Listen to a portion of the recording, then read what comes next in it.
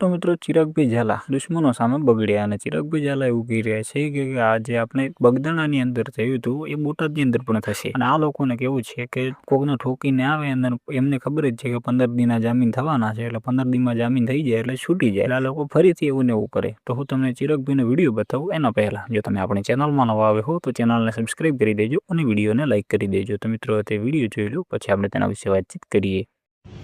આપણા ઉપર રાજ કરવા માટે નહીં. એટલે હવે કોઈ અભણ નથી, બધા શિક્ષિત છે, કાયદો આપણે જાણીએ છીએ. બરાબર? કોકને ઠોકીને આવવા 15 દીમાં જામીન થાય. બરાબર?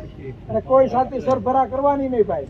તો પાછો હુમલો કરવાનો છે, ખબર છે? 20 દીમાં પાછા જામીન થવાના છે ભાઈ.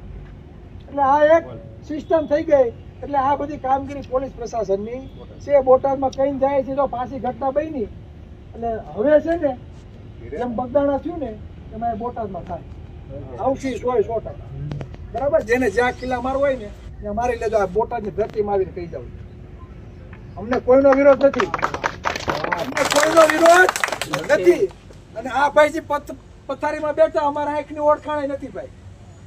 તો મિત્રો તમે વિડીયો તો જોઈ લીધો હશે. એમાં ચિરાગભાઈ ઝાલા એવું કહી રહ્યા છે કે જેને જે જગ્યાએ ખીલા મારવા એ જગ્યાએ ખીલા મારી દે અને જે આપણે બગદાણાની અંદર થયું હતું એ બોટાદની અંદર થશે. પોલીસ પ્રશાસનનું તો આ કામ જ છે. એટલે તમે જાણી લો કે જે આ મેટર થઈ છે એમાં હવે ગમે તે વ્યક્તિ છે ઠોકીને આવે પછી એને ખબર છે કે આપણે 15 દીમાં જામીન મળી જશે એટલે એ વ્યક્તિને કંઈ પણ ડર જ ના હોય ને એટલે બીજી વખત આવું કાર્ય કરે અને કરે 100%. અને હવે આપણે બધા શિક્ષિત છીએ એટલે આપણને ખબર જ છે કે શું કરવાનું છે શું નથી કરવાનું. અને જે આ વ્યક્તિ જેને માર્યો છે જે આ ખાટલામાં પડ્યો છે અને અમારે ઓળખાણ છે જ નહીં પણ જે આ ભાઈ સાથે થયું છે બીજા કોઈ સાથે ના થાય એટલા માટે જ અમે આવ્યા છીએ. અમારે કોઈનો પણ વિરોધ નથી, ખાલી અમને ન્યાય મળવો જોઈએ. તો મિત્રો ચિરાગભાઈ ઝાલા વિશે તમારું શું કહેવું છે તમે જરૂરથી કોમેન્ટ બોક્સમાં લખી દેજો. અને જો તમે આપણી ચેનલમાં નવા આવો તો ચેનલને સબસ્ક્રાઈબ કરી દેજો અને વિડીયોને લાઈક કરી દેજો.